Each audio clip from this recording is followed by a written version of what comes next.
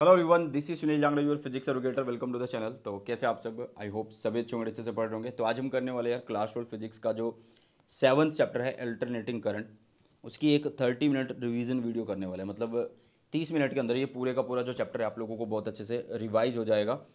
And इसका जो one shot है बेटा जी, वो ऑलरेडी मैंने डाल रखा है चैनल के ऊपर। डिटेल नोट्स दिए हुए, साथ में 1 पेजेस नोट्स दे रखे हैं। वो टेलीग्राम चैनल पे आप लोगों को मिल जाएंगे। इंस्टाग्राम पे मेरा हैंडल है सुनील जांगड़ा 26 के नाम से। अगर आप लोगों को फिजिक्स के रिगार्डिंग कोई भी दिक्कत आ रही है, कोई भी परेशानी आ रही है, तो आप मुझे यहाँ पे मैसेज कर सकते हैं। इसके अलावा प्रीमियम नोट्स एंड कोर्सेज़ के लिए आप लोग विजिट कर सकते हैं यार suniljangra.com को, या फिर मतलब जो हमारी प्ले स्टोर के ऊपर, गूगल प्ले स्टोर के ऊपर ऐप है, मोबाइल ऐप सुनील जांगड़ा के नाम से, उसको डाउनलोड कर सकते हैं और प्रीमियम कोर्सेज एंड नोट्स को जो है आप लोग चेकआउट कर सकते हैं। तो चलिए स्टार्ट करते हैं क्लास 12 फिजिक्स का 7वां चैप्टर अल्टरनेटिंग करंट, और उसकी एक बेस्ट वे में रिवीजन करने वाले हैं।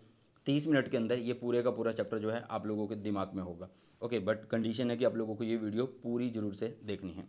तो सबसे पहले चैप्टर नंबर 7 के अंदर अल्टरनेटिंग करंट आता है बेटा जी। तो what is the alternating current, क्या होता है?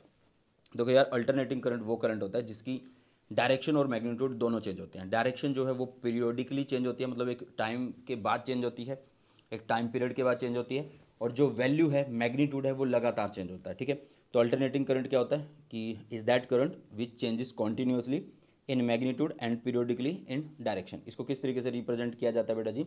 इसको हम साइन कर्व या फिर कोसाइन कर्व, मतलब साइन या कोसाइन फंक्शन से शो कर सकते हैं। मतलब जो करंट की इक्वेशन होती है वो I is equal to I naught sine omega t होती है, या फिर I is equal to I naught cos omega t होती है बेटा जी। ठीक है, इसमें जो ये आई नॉट है, ये क्या होता है? ये पीक वैल्यू होती है करंट की, या फिर बोल सकते हो कि करंट जो है मैक्सिमम कितनी वैल्यू तक जाएगा, पॉजिटिव में और नेगेटिव में। ओके, ठीक है। और अगर आप साइनोसोडल मतलब साइन फंक्शन की वेव फॉर्म बनाना चाहते हो तो वो कुछ इस तरीके से बनती है, और अगर आप कोसाइन की बनाना चाहते हो तो वो कुछ इस तरीके से बनती है। हमारा जो ये थीटा होता है, इसको हम इस एक्सिस पे लेके ड्रॉ कर देते हैं। जो यहाँ पे ओमेगा है बेटा जी, उसको हम 2 पाई फ्रीक्वेंसी से लिख सकते हैं। जो ये फ्रीक्वेंसी है हमारी लीनियर फ्रीक्वेंसी, और ये एंगुलर फ्रीक्वेंसी होती है। जो यहाँ से लेके यहाँ तक क्या होता है कि जनरेटर में कोयल जो है पूरा एक चक्कर लगाती है। तो इस करंट का मतलब यहाँ से लेके यहाँ तक क्या है, एक साइकिल कंप्लीट हो रहा है। मतलब ये पूरा एक करंट कंप्लीट हो रहा है, पॉजिटिव नेगेटिव, है ना। तो इसके लिए एक टाइम पीरियड होता है जिसको हम कैपिटल टी से शो करते हैं। तो जो कैपिटल टी है वो टाइम पीरियड ऑफ एसी होता है। इसके साथ आता है मीन और average value of alternating current या वोल्टेज। क्या होता है यार मीन और average value of alternating current और वोल्टेज? देखो यार, अगर हमने देखा है अभी कि करंट तो हमारा ऐसे बनता है, पॉजिटिव नेगेटिव। ठीक है, पॉजिटिव नेगेटिव इस तरीके से हमारा करंट ये बन रहा होता है। अगर मान लो मैं इसकी एवरेज वैल्यू निकालूँ या मीन वैल्यू निकालूँ पूरे एक टाइम पीरियड के लिए, मतलब इस वेव फॉर्म को बनने के लिए कितना टाइम लग रहा है, कैपिटल टी का टाइम लग रहा है, ये पॉजिटिव ये नेगेटिव। तो आप देखो कि जितना पॉजिटिव उतना ही नेगेटिव है, तो अगर मैं एवरेज वैल्यू निकालूंगा तो वो जीरो आती है। तो आप बोलोगे कि जो मीन और एवरेज वैल्यू अल्टरनेटिंग करंट की या वोल्टेज की कंप्लीट साइकिल के ऊपर जो होती है वो ज़ीरो होती है बेटा जी। ठीक है, कितनी होती है? ज़ीरो होती है। लेकिन हम जो वैल्यू निकालते हैं वो हाफ के लिए निकालते हैं, मतलब t/2 के लिए हम निकाल रहे होते हैं। एक चीज़ का ध्यान रखना कि जो एवरेज वैल्यू होती है, जो मीन वैल्यू होती है, या फिर बार लगा के हम इसको शो करते हैं, इसको निकालने का, इसको डिराइव करने का जो तरीका होता है, एक जो बेसिक फॉर्मूला होता है वो होता है integration 0 to t I naught sine omega t d t, नीचे आता है पूरा टाइम। देखो इन एक्चुअल हमने किया क्या है कि करंट क्या होता है बेटा? करंट होता है चार्ज बाय में टाइम। तो हमने पहले चार्ज को लिखा है। चार्ज क्या होता है यार? करंट इंटू में टाइम। तो ये पूरा क्या है? करंट, ये साथ में क्या है? टाइम, और नीचे क्या है? टोटल टाइम कर दिया हमने। तो इस तरीके से आप लोग जो है मीन वैल्यू को निकाल रहे होते हैं। तो अगर हम इसको पूरे टाइम पीरियड के लिए निकालना चाहते हो, पूरे एक साइकिल के लिए निकालना चाहते हो, तो इसकी करंट और वोल्टेज की वैल्यू दोनों जीरो आने वाली है। ठीक है, हाँ, अगर हम इसकी क्या निकालेंगे, हाफ पीरियड पे वैल्यू निकालना चाहते हैं, तो वो वैल्यू हमारे पास आएगी, वो 0.637 आई नोट कुछ आ रही होती है। ठीक है बेटा, नेक्स्ट आता है हमारे पास root mean square value of alternating current, और साथ में हम करेंगे वोल्टेज के लिए भी। क्या होता है यार root mean square value of alternating current? एक बार इसकी डेफिनेशन पढ़ लेते हैं तो आपको ज़्यादा अच्छे से ये चीज़ समझ में आ जाएगी। It is defined as the value of steady current which would generate the same amount of heat in a given resistance in a given time as is done by the alternating current when passed through the same resistance for the same time. The RMS value of AC is also known as effective value और virtual value of AC. इसको represent करते हैं IRMS से, आई effective से, और IV से, virtual value से। अब ये है क्या, दोबारा से देखो। इन्होंने बोला कि ये वो वैल्यू होती है स्टेडी करंट की जो क्या करेगी, which would generate which would generate the same amount of heat in A given resistance same time के लिए, ठीक है, जो कि किसके द्वारा किया गया है, अल्टरनेटिंग करंट के द्वारा किया गया। मतलब आपने क्या किया कि एक अल्टरनेटिंग करंट पास किया, मान लो 5 मिनट के लिए पास किया, किसी एक रेजिस्टेंस आर में से पास किया, तो वहाँ पे एक हीट जनरेट होगी। अब इतनी ही हीट इतने ही रेजिस्टेंस में से इतने ही टाइम में बन जाए, उसके लिए कितना डीसी करंट हमें पास करना होगा, वो होता है root mean square value of current. और सिमिलरली हम वोल्टेज के लिए भी लिख सकते हैं। ओके बेटा, तो root mean square value of current को हम किस इस तरीके से लिखते हैं, आई नॉट बाय में √2। सिमिलरली वोल्टेज को लिखते हैं वी नॉट बाय में √2। जब हम इसको सॉल्व करते हैं तो ये मिल जाता है हमें 0.707 आई नॉट, मतलब लगभग 71% मैक्सिमम वैल्यू का। जो हमारे घरों में लाइट आ रही होती है वो सारी क्या है, RMS वैल्यू है, RMS value, root mean square value है। ठीक है, नेक्स्ट आ जाता है AC circuit containing pure resistance only. मतलब एक AC सर्किट लेंगे, AC सर्किट की जो नोटेशन होती है कुछ इस तरीके से होती है बेटा, और इस सर्किट में सिर्फ और सिर्फ क्या लगा होता है, एक रजिस्टर लगा होता है। ठीक है, हम यहाँ पे देखते हैं कि जैसे ये हमने AC सोर्स लगाया तो इसका भी जो भी इसके सीरो के अक्रॉस जो है पोटेंशियल डिफरेंस है, उसकी वजह से यहाँ पे करंट फ्लो करता है एक रेजिस्टेंस R में से। तो जो पोटेंशियल है उसको हम कैसे लिख रहे होते हैं, उसको लिख रहे होते हैं V = V0 sin ω t से बेटा। ठीक है, अब आप लोगों को यहाँ से देखना है कि I क्या होता है, V बाय में R होता है, ओम्स लॉ, V = IR, और यहाँ से हम I निकाल लेंगे जो कि V बाय में R बनने वाला है। तो अगर मैं यहाँ पे V की वैल्यू रखूँ जो कि बनेगी V0 बाय में V0 sin ω t बाय में R। अब ये क्या है, मैक्सिमम वैल्यू ऑफ वोल्टेज, नीचे रेजिस्टेंस आ गया है, तो इसका मतलब मैक्सिमम वैल्यू ऑफ वोल्टेज को रेजिस्टेंस से डिवाइड किया जा रहा है, तो एक मैक्सिमम करंट आ जाएगा, मीन्स V0 बाय R जो वो I0 बन गया। अब आप लोग ध्यान से देखो कि ये जो पोर्शन होता है ये फेज होता है, ये क्या होता है, ये फेज होता है।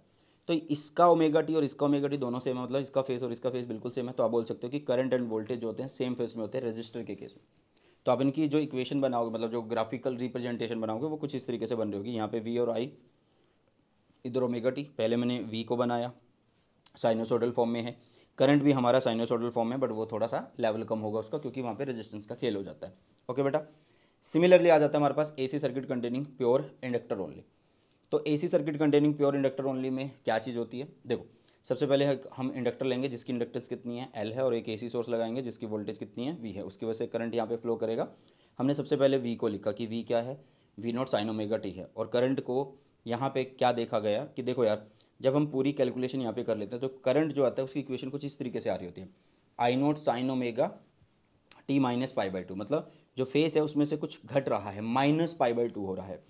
तो आप देखो कि ये ω t और यहाँ ω t -π/2 है, इसका मतलब यहाँ पे वोल्टेज लीड करती है और करंट लैग करता है। हाँ, एक चीज़ का ध्यान रखना है यहाँ पे कि यहाँ पे जो V0 बाय ω/L होता है वो होता है हमारे पास I0। मतलब ये जो ω/L है ये एक रेजिस्टेंस है, किसके केस का, इंडक्टर के केस में। मतलब ω/L को आप लोग XC बोल रहे होते हो, मतलब V0 बाय में XC को हम I0 बोलते हैं बेटा जी। ठीक है, इतनी बात मेरे ख्याल से सभी को समझ में आई होगी। ओके, अब देखो ध्यान से सभी बच्चे, अब हम सबसे पहले इसका ग्राफिकल रिप्रेजेंटेशन बनाएं। तो हमने सबसे पहले क्या किया, यहाँ पे V लिखा, यहाँ पे क्या लिखा बेटा जी, हम यहाँ पे लिखेंगे V। ओके, और साथ में यहीं पे हम करंट को भी दिखा रहे होंगे, किसको दिखा रहे होंगे बेटा जी, करंट को भी हम यहाँ पे दिखा रहे होंगे। जस्ट मिनट, थोड़ा सा इसको कम कर लेते हैं। ठीक है, और यहाँ पे हमने ω/t को लिख दिया है, यहाँ पे हमने किसको लिख दिया बेटा, ω/t को। चलो, तो आपने सबसे पहले वोल्टेज बना दिया। अब करंट जो देखो भाई sin ω/t -π/2, तो -π/2 नीचे से शुरुआत करेगा, ऐसे नीचे से ऐसे शुरुआत कर रहे होंगे, तो इस तरीके से ग्राफिकल रिप्रेजेंटेशन बन रही होगी। XL क्या होता है, L ω होता है, और ये होता है क्या है, मैंने बोला कि रेजिस्टेंस होता है किसके केस का, इंडक्टर के केस में। तो यहाँ पे आप बोलोगे it is the opposition offered by the inductor, it is the opposition offered by the inductor to the flow of alternating current through it. तो XL को आप L ω लिखोगे, और ω जो होता है वो 2π फ्रीक्वेंसी L हो गया। ठीक है, अगर XL इज़ 0 मैं बोलूँ तो इसका मतलब है वो DC को पास कर रहा होगा, मतलब फ्रीक्वेंसी जो होती है DC के केस में 0 होती है, तो XL 0 हो जाएगा, तो वो DC को पास करेगा। बट AC के केस में क्या होता है, फ्रीक्वेंसी की एक वैल्यू होती है 50 हर्ट्ज़ या फिर बोलो कि 60 हर्ट्ज़ होती है। तो इसका मतलब XL जो होगा बेटा जी वो एक डेफिनेट वैल्यू और लार्ज वैल्यू का होगा, तो AC को पास नहीं कर रहा होता है। ठीक है, चलिए नेक्स्ट आता है AC circuit containing pure capacitor only. मतलब एक AC सर्किट होगा और उसके अक्रॉस जो होगा एक कैपेसिटर लगा होगा। इस AC सोर्स की जो वोल्टेज है, पोटेंशियल डिफरेंस है, वो V है, और इस कैपेसिटर की जो कैपेसिटेंस है वो C है। सिमिलरली वही चीज़ है कि हमने V लिखा सबसे पहले, V = V0 sin ω/t हुआ, और I जो होगा यहाँ पे वो आ जाएगा I0 sin ω/t + π/2 होगा बेटा जी। मतलब यहाँ पे करंट और वोल्टेज में π/2 का डिफरेंस है, लेकिन यहाँ पे करंट लीड कर रहा है, वोल्टेज लैग कर रही है, ये चीज़ का ध्यान रखना है। यहाँ पे जो ये आई नोट है ये क्या है, आई नोट होता है बेटा जी वी नोट बाय में एक्स सी होता है। अब ये एक्स सी क्या है, it is the opposition to the flow of current, किसके द्वारा, कैपेसिटर के द्वारा, मतलब इसको लिखा जाता है 1/c ओमेगा से। किससे लिखा जाता है बेटा जी, 1/c ओमेगा से इसको हम यहाँ पे लिख रहे होते हैं। ठीक है, मैं यहाँ पे लिख भी देता हूँ, शायद यहाँ पे थोड़ा सा गड़बड़ है। ये आएगा वी नॉट बाय में एक्स सी, और एक्स सी की वैल्यू क्या होती है, 1/c ओमेगा होती है। वैसे गड़बड़ नहीं था, क्योंकि 1/c ओमेगा करके अगर लिखेंगे तो सेम वैल्यू वही बनती है यार, गड़बड़ नहीं था, क्योंकि 1/c करके लिखेंगे तो यही बनेगा। ठीक है, क्योंकि वी नॉट बाय में 1/c ओमेगा चला गया हमारा ऊपर की तरफ, तो यही सेम वैल्यू यहाँ पे बन रही है बेटा जी। ठीक है, चलो, तो अब यहाँ पे वही सीन है कि ये भी π/2 का डिफरेंस आ रहा है यार वोल्टेज और करंट के केस में। तो वोल्टेज हमने सबसे पहले बना दी, फिर हमने क्या बना दिया यार, +π/2, मतलब करंट पहले से +π/2 है, तो यहाँ से वो ऊपर से शुरू हो रहा है ऐसे। अब ये व्हाट इज़ कैपेसिटिव रिएक्टेंस, जिसको हम XC बोलते हैं, तो it is the opposition offered by the capacitor to the flow of alternating current through it. XC को किस तरीके से लिखते हैं, 1/c ओमेगा से लिखते हैं। ओके, अब ये क्या है, 1/2π फ्रिक्वेंसी है, और यहाँ पे आ जाएगा क्या, C। अब DC के केस में F 0 होता है, तो समथिंग अपॉन 0 इनफाइनाइट, तो इसका मतलब है कैपेसिटर DC को पास नहीं कर पा रहा। ठीक है बेटा जी, क्योंकि वो इनफाइनाइट रेजिस्टेंस ऑफर कर देता है उस टाइम पे। चलिए नेक्स्ट आता है बेटा जी, अब हमने इंडिविजुअल पढ़ लिया कि AC circuit containing capacitor only, AC circuit containing inductor only, और AC circuit containing register only. ठीक है, अब हम करेंगे कंबाइंड, मतलब हम करने वाले हैं AC through LCR series circuit, मतलब एक ऐसा सर्किट जिसके अंदर L, C एंड R, मतलब इंडक्टर जिसकी इंडक्टेंस L है, कैपेसिटर जिसकी कैपेसिटेंस C है, और रजिस्टर जिसका रेजिस्टेंस R है, वो सारे सीरीज़ में लगे हुए हैं। तो L, C एंड R को ऐसे लगा दिया। अब आपको पता है कि सीरीज़ के अंदर क्या होता है, हर एक जो कंपोनेंट लगाया है उसके अक्रॉस वोल्टेज अलग अलग होगी, मतलब इंडक्टर जो है वहाँ पे वोल्टेज VL होगी, कैपेसिटर जो है वहाँ पे वोल्टेज VC होगी, और रजिस्टर जो है वहाँ पे वोल्टेज R होने वाली है। ओके, तो हमने सबसे पहले AC सोर्स जो लगाया उसके लिए वोल्टेज की इक्वेशन लिख दी कि V जो है वो V not sine omega T आने वाला है। जब भी आप लोग सीरीज LCR सर्किट कर रहे होंगे तो हमेशा याद रखना कि वोल्टेज और करंट में एक फेज डिफरेंस आएगा, बट वोल्टेज हमेशा लीड करेगी। तो मतलब करंट की इक्वेशन अगर मैं लिखूँ तो करंट की equation I = I naught sine omega t minus phi होगी बेटा जी। ठीक है, I = I naught sine omega t minus phi होने वाली है बेटा जी। क्लियर है इतनी बातें? ओके, मेरे ख्याल से इतना सभी को समझ में आ गया है।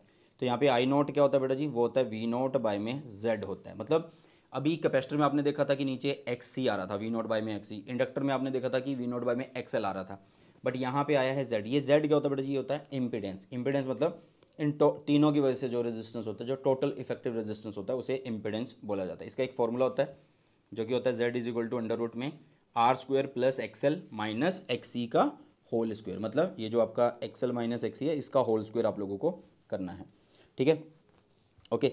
ये फेजर डायग्राम हम एक यूज़ करते हैं, उसके हिसाब से यहाँ पे एक ट्रायंगल बना हुआ है। अभी के लिए तुम इसको याद कर लो, क्योंकि रिवीजन हम कर रहे हैं तो फास्ट वे में इसको निपटा रहे हैं।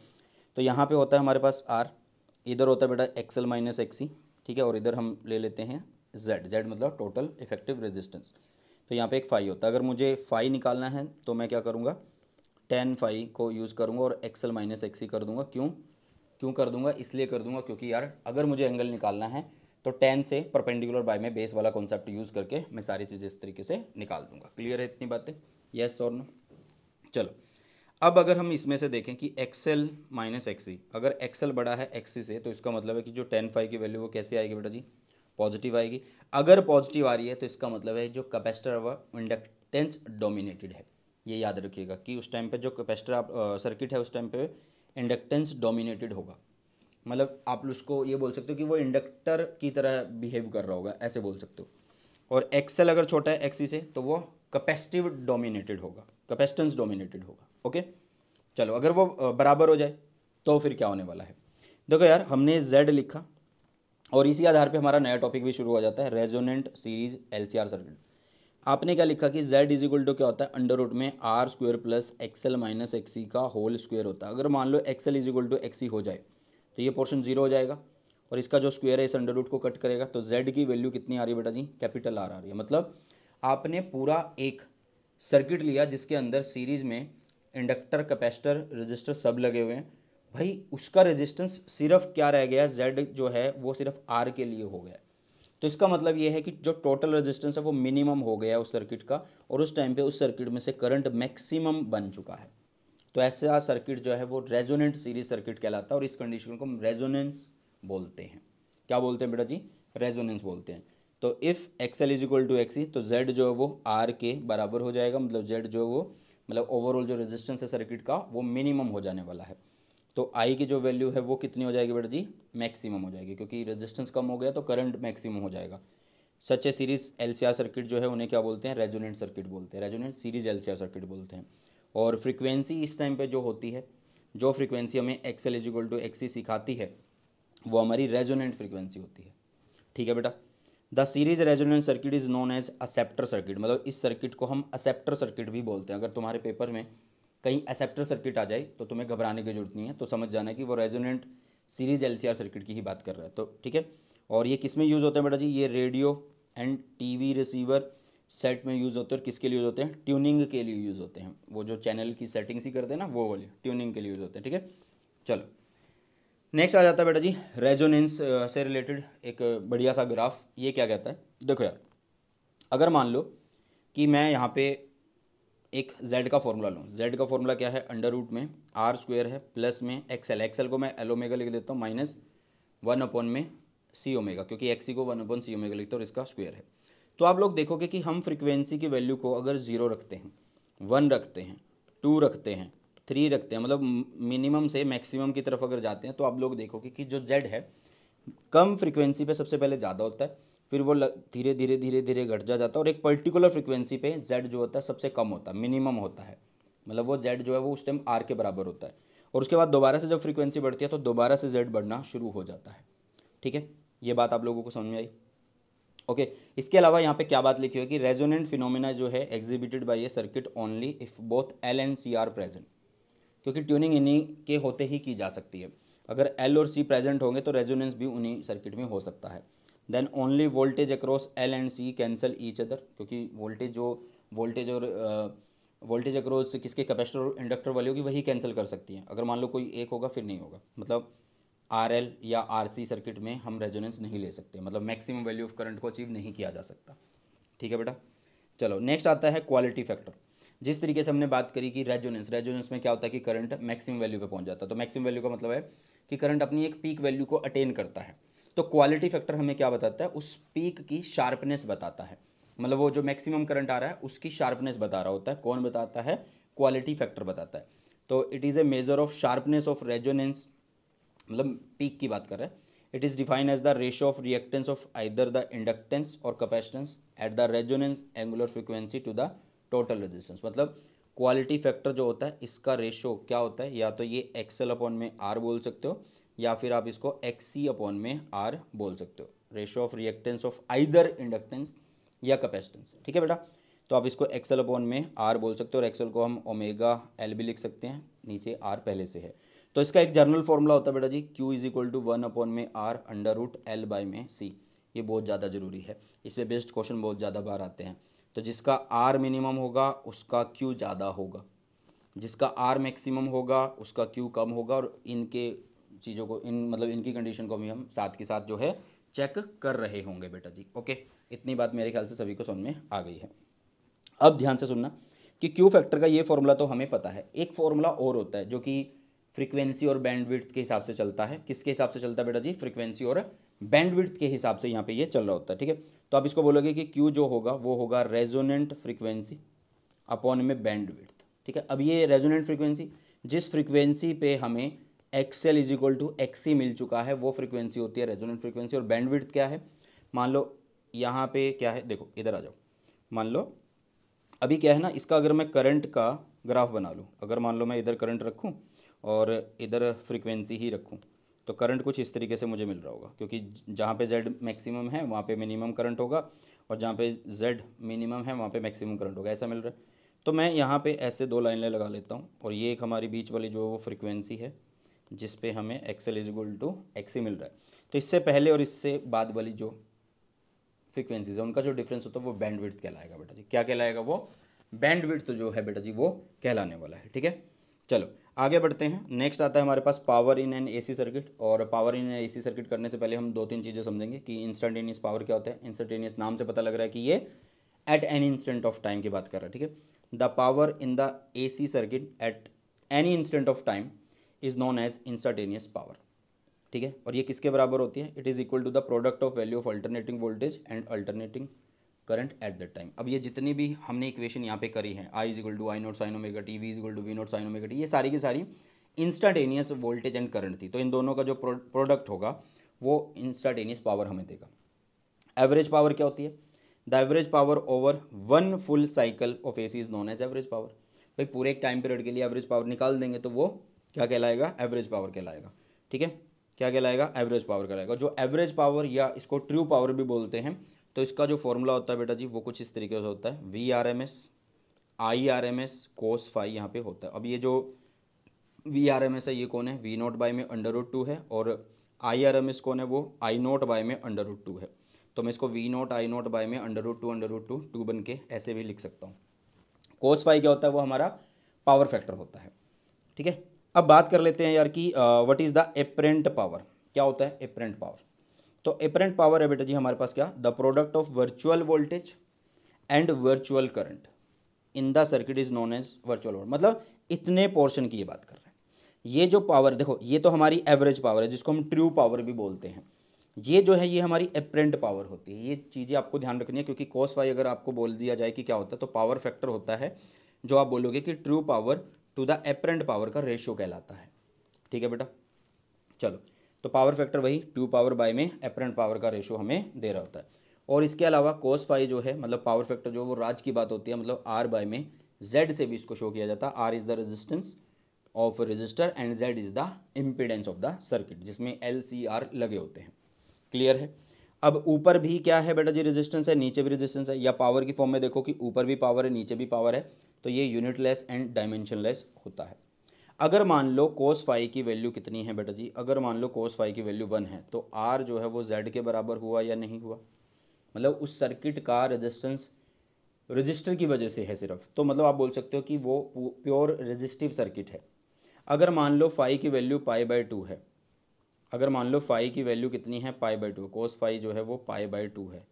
ठीक है, तो इससे क्या समझ रहे हो तुम?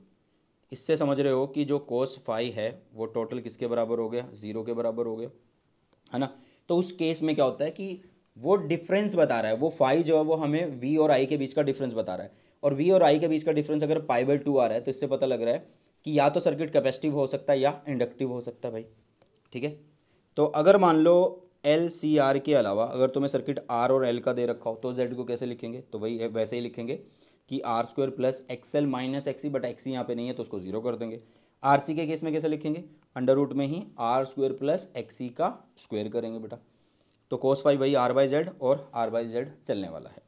सीरीज में तो पता ही है कि जब ये सीरीज में होता है तो किस तरीके से लिखा जाता है। अब यहाँ पे होता क्या है कि वो बोल देगा कि पावर फैक्टर कब 1 होता है, तो आप बोलना कि रेजोनेंस पे 1 हो जाता है, क्योंकि उस टाइम पे r जो z के बराबर होता है या z जो r के बराबर होता है, तो उस टाइम पे एट रेजोनेंस जो है पावर फैक्टर हमारा यूनिटी हो जाता है। ठीक है बेटा, नेक्स्ट आता है हमारे पास एक वोटलेस करंट। वोटलेस करंट का मतलब क्या होता है? वोटलेस करंट का मतलब है the average power associated over A complete cycle with a pure inductor और प्योर कैपेसिटर इज 0। ध्यान से सुनना ये क्या बोल रहा है? The average power associated over A complete cycle with a pure inductor या प्योर कैपेसिटर, मतलब एक प्योर इंडक्टर लिया या एक प्योर कैपेसिटर ले लो, उसके पूरे एक साइकिल में वहाँ पे जो एवरेज पावर उस टाइम पे एसोसिएट हो रही है और वो अगर 0 हो तो उस टाइम पे जो सर्किट में करंट होता है उसे क्या बोलते हैं? हम वोटलेस करंट बोलते हैं।